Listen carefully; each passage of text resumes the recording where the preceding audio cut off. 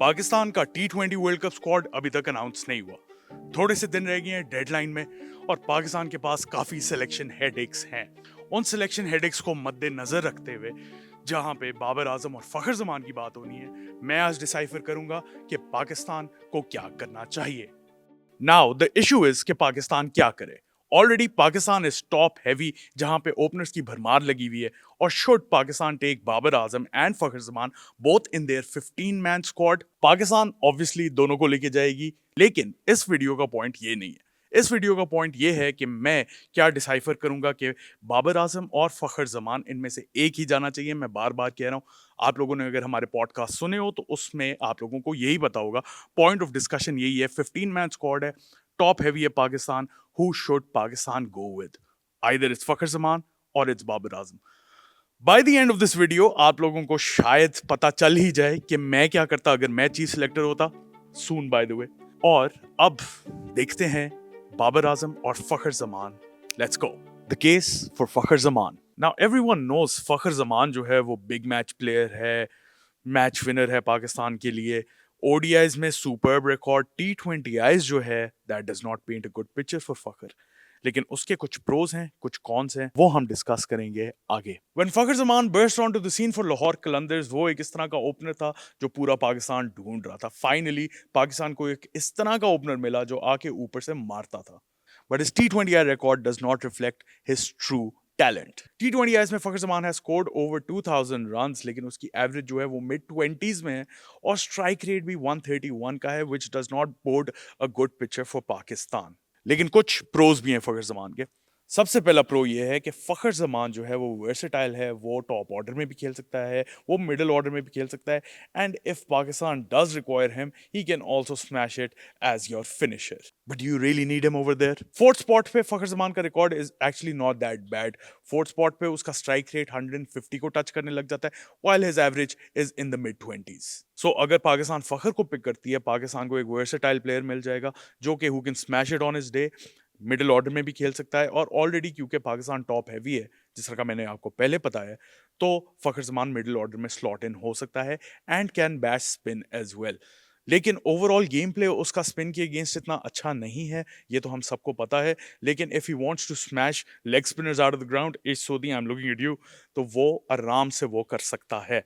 लेकिन इसमें भी एक इशू आ जाता है। फखर जमान की ओवरऑल स्पिन गेम इतनी अच्छी नहीं है और क्योंकि पाकिस्तान श्रीलंका में खेल रहा होगा जहां पे एक्सपेक्ट करनी है आपने थोड़ी सी स्लोइश एंड स्लगिश विकेट्स, वहां पे शायद ये फंस सके। श्रीलंका में रिकॉर्ड इसका कोई ज्यादा अच्छा नहीं है। एक मैच खेला था T20I अगेंस्ट श्रीलंका, 5 रन बनाए थे, उसको तो जाने दे दें। उसके अलावा LPL 2023 में ही खेला था, he was averaging 22 round about and striking at 113। That does not paint a good picture for Fakhar. But then again it's Fakhar Zaman, और फखर जमान जिस दिन चल गया उस दिन 90% of the time Pakistan match जीत जाता है, because he is that one player जो कि आके मैच खत्म कर सकता है, बी एट आप उसको जहां मर्जी खिलाओ। और फिर फखर तो मुझे वैसे ही बहुत ज्यादा पसंद है यार। The case for Babar Azam. Babar Azam is Babar Azam. He divides opinions. Some people love him, some people do not like him. I'm not here to judge your preferences. I'm here to judge कि बाबर आजम पाकिस्तान की T20 team for the 2026 T20 world cup में fit होता है या नहीं। बाबर की form in T20s is a worrisome sign. अभी आप लोगों ने BBL में देख ही लिया होगा, 250s मारी है उसने 10 मैचेस के अंदर, और उन 250s में एक अच्छी इनिंग्स थी जहां पे उसने मैच चेस किया और एक not so much because it was on the slower side. So ये पाकिस्तान को देखना होगा कि बाबर आजम उनकी T20 टीम में फिट किस तरह होता है। अब बहुत इंपॉर्टेंट सवाल ये है कि बाबर आजम कहाँ पे खेलेगा। पाकिस्तान उसे फर्स्ट ड्रॉप पे खिला रही है, which I feel is a mistake. I think Babar Azam अगर खेलता है टीम में आपकी तो वो ओपनर होना चाहिए, क्योंकि वो पावर प्ले में गैप्स निकाल सकता है और ऑब्वियसली उसकी यूटिलाइजेशन उधर बेहतर होती है। फिर दो और क्वेश्चन मार्क्स हैं जहां पे captain Salman Ali Agha, his best position is at number 3, stats prove this. I feel अगर उसको भी यूटिलाइज करना है तो आपको नंबर 3 पे करना पड़ना है, लेकिन फिर बाबर आजम को आपको नंबर 3 से हिलाना नहीं है। उसके साथ साथ आई फील साइम अयूब जो है उसके first 2 overs of the innings जो है वो बड़े क्रूशल होते हैं, जहां पे उससे रन नहीं होता, ये आपने देखे हैं 6 ducks last year. I think he should be move to first drop as well. So यहाँ पे 3 players fighting for that position. Personally अगर मैं खिलाता हूं बाबर को, उसका जवाब मैं आपको बाद में दूंगा। I think he should be move to the opening spot and Saim Ayub should move down. यहाँ पे कनंड्रम्स आ जाते हैं क्योंकि फ़खर ज़मान भी है। फ़खर ज़मान जो है वो अगर नंबर 4 पे खेलता है तो आपको साइम अयूब को नंबर 3 पे खिलाना पड़ना है। Where do you fit in Salman Ali Agha? Then at number 5, who's going to be the keeper? There are a lot of questions that need to be answered. लेकिन अभी हम बाबर आजम की बात करते हैं। बाबर आजम, जिस तरह मैंने आपको बताया, T20s में वो फॉर्म नहीं लगी हुई उसकी, गेम रिग्रेस हुई है। और सबसे वरीसम साइन जो मुझे लगता है बाबर आजम का, वो है उसकी गेम अगेंस्ट स्पिन इवॉल्व नहीं हुई। जब वो आया था, जैसा खेलता था वो वैसा ही खेलता है। और अगर वो फर्स्ट ड्रॉप पे आ रहा है, पावर प्ले के बाद अगर आए, वो उसका एंट्री पॉइंट हो जहां पे स्पिनर्स लगे होंगे श्रीलंका में, as I told you, slowest sluggish pitches होंगी, तो बाबर आजम उसको टैकल कर सकता है या नहीं।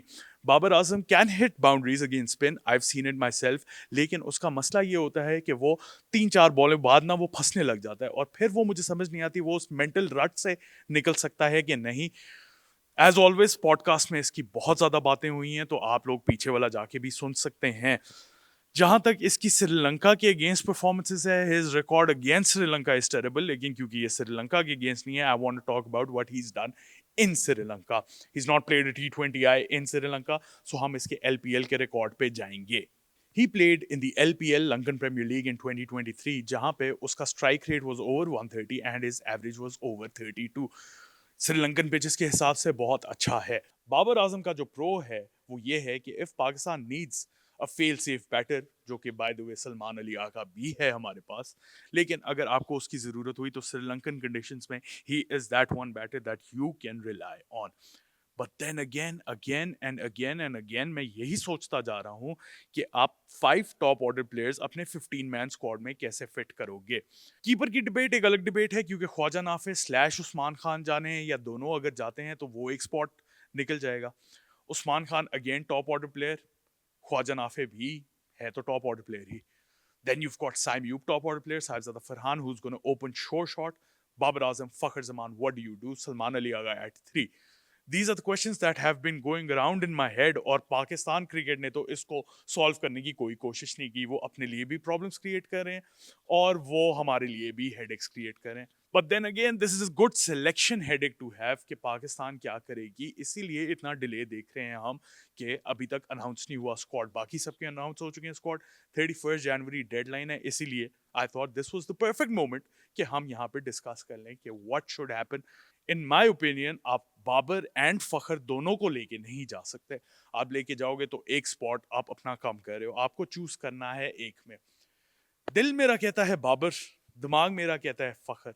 दिल मेरा इसलिए कहता है क्योंकि बाबर इज बाबर, लेकिन फखर के प्रोज ये हैं कि वो वर्सेटाइल है, वो मैच विनिंग इनिंग्स खेल सकता है। बाबर के प्रोज ये हैं कि Babar can hold the innings together, can anchor, and Sri Lanka में इस तरह के टारगेट्स आपको मिलेंगे जिसमें वो स्पेशलाइज करता है। 160 170, that's his thing, that's where he is at his best. So what should Pakistan do at the end? अब वो वक्त आ ही गया है जहां पे मैंने डिसाइड करना मैं बाबर को लेके जाऊं या फखर को लेके जाऊं। पाकिस्तान से तो ये डिसीजन नहीं बन रहा, मेरे से भी वैसे एक्चुअली नहीं बन रहा। It's a selection headache. एक बात तय है मेरे लिहाज से, इन दोनों का ये होना चाहिए लास्ट T20 वर्ल्ड कप। दूसरे फॉर्मेट्स की बात नहीं कर रहा। आई थिंक T20 क्रिकेट बहुत आगे चली गई है, पाकिस्तान बैटर्स इवॉल्व नहीं किए, न्यू कोर आपने डेवलप करनी है, बच्चे विंग्स में वेट कर।